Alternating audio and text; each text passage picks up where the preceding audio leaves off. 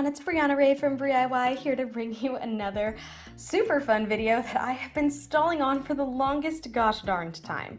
So several months ago at this point, back when I lived in my old apartment actually, I did a little handmade molds and decal situation and I made my own paper.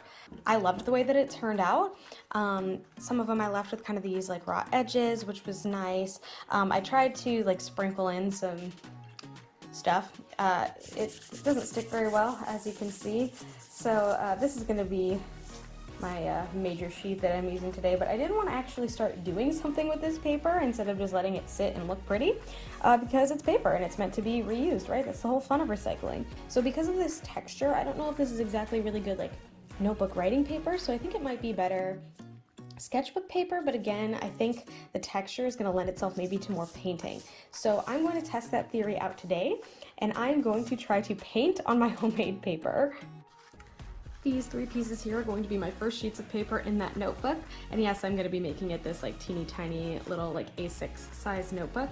But these are going to be my first sheets of paper, and this little guy with all the failed fixins that I added into it is going to be my tester piece. So on one side I wanted to do gouache, and I was gonna do like little tiny flower designs for today just to test some stuff out and see how it goes.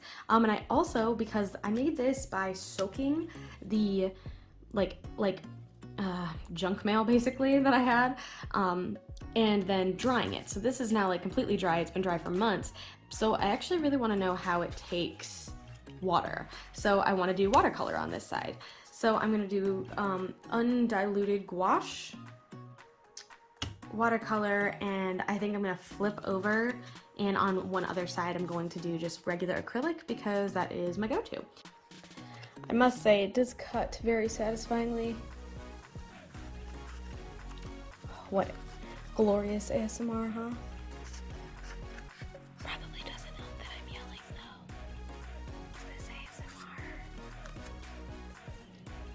Man, that's crooked. I managed to get pretty much all of the dried flower buds out of this one. This one, not so much. It's just, some of them are hanging in there really good, or like they might be embedded a little bit more so. And I also think this side's a little bit more textured in general. So because of that, I want to go with thicker paint, and I'm going to go with the gouache on this one, and then on this side I'm going to do watercolor and acrylic. And we'll just see how it goes. I'm actually gonna start, because I'm still stalling as you can tell, by kind of designing the flower look that I'm going for. I don't really care about like swatching or trying a bunch of colors on it because it's pretty white. It's like more of a toned gray, I would argue. But because it is a lighter color, I'm not super worried about colors and swatching. So I think I might just kind of go for very simplistic designs and just kind of rating and seeing which medium works best on this particular kind of paper.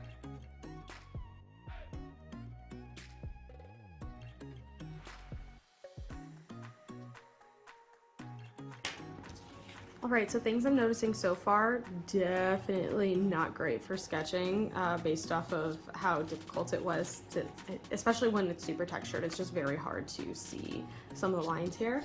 I was trying to do something that I've never done before with a rose and maybe go a little more complex than I should have, given the fact that I said I wanted these to be super simple.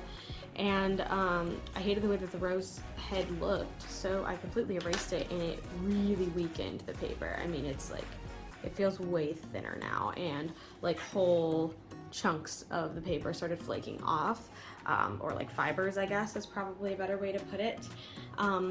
So definitely not super good for like that sort of friction on it, even though like the paper otherwise is very strong, and I'm like pulling on it right now, which you hopefully can see the tension, but it's not ripping, and it only really rips like paper when you rip it, you know? So I don't know, those are just some of my thoughts so far. All right, I'm gonna start with these leaves and watercolor first, because I don't know, I think it might need some time to dry.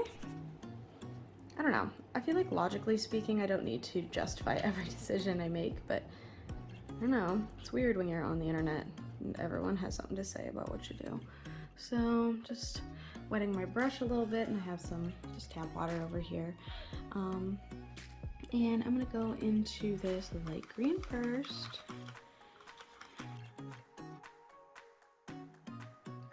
scaling back on the water a little bit and just doing like the tiniest little bit to make the pigment come off, and I think it's making a difference. Not to mention, I feel like I was really worried about having a lot, but it does bleed. I mean, it bleeds like that. Like it's very, it soaks up a lot of the water, I have to imagine, because it had a lot of water in it at one point, and there's a lot of grooves and stuff for it to kind of get into. It's not horrible. Oops, just kind of whacked you right there. I guess if you have the right pigments, it's really not that bad. That was just a really rough green. Alright, let's flip. Wow, that's not gonna happen. Yeah, this is definitely not a good paper for watercolor. RIP my poor little rose. The wild part too is like, this is where the paper was the thinnest and it's not even the darkest bleed, but I did have maybe a little bit more water down here, so yeah, I do not think that this is going to take watercolor super well, so test 1 done. All right, now moving into the gouache phase, which needs to be rehydrated because I haven't used it in so gosh darned long. I'm only using a couple of colors, so I don't want to go too hard on the rehydration for, yeah, I don't know, to let it sit and dry out again. So I'm going to do the sunflower one for this test, and I'm going to do like a light yellow on the inside and a darker yellow on the outside. And a little brown center. It's not rehydrated enough. Give me a minute.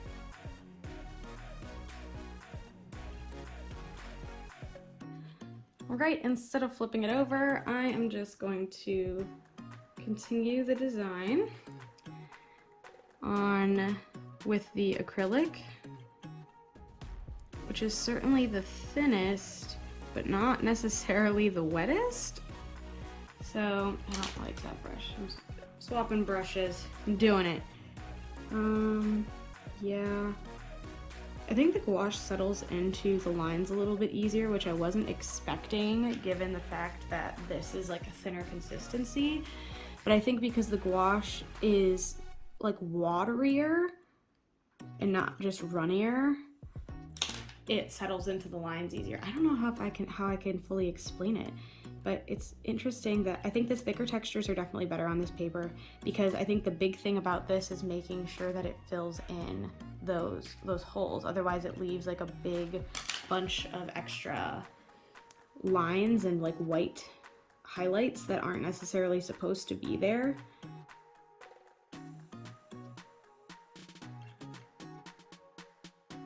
I am not unhappy with the way that this turned out. I really like my paper, and I'm excited to make more of my paper and make my full like sketchbook, I guess, design thing that we're gonna do.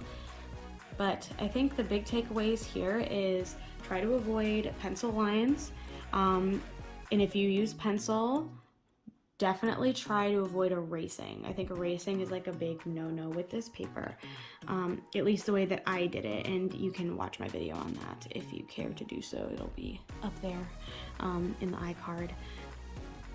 But just making sure that we're not erasing. Pencil's not the best for this. Definitely words, like calligraphy, this is not the best use. I think this is maybe good for paintings and things that need a lot of texture or that respond well to texture. So I'm gonna say that this is like gouache / acrylic paper. I still have never used oils. That's kind of like my big thing for 2021, is I want to do an oil painting at some point this year. So I don't know how this would respond to oils. I actually have to wonder if that one would, again, kind of mess with the paper because it'll be adding that wet. You can see where the water's been added that it definitely is responding to a lot of, like, it's bending completely and it's really weakened it where that water came in. And of course this is like made up of chopped up computer paper, so it's not going to be incredible, but it is probably a little bit thicker than your standard computer paper because it is like compacted so much.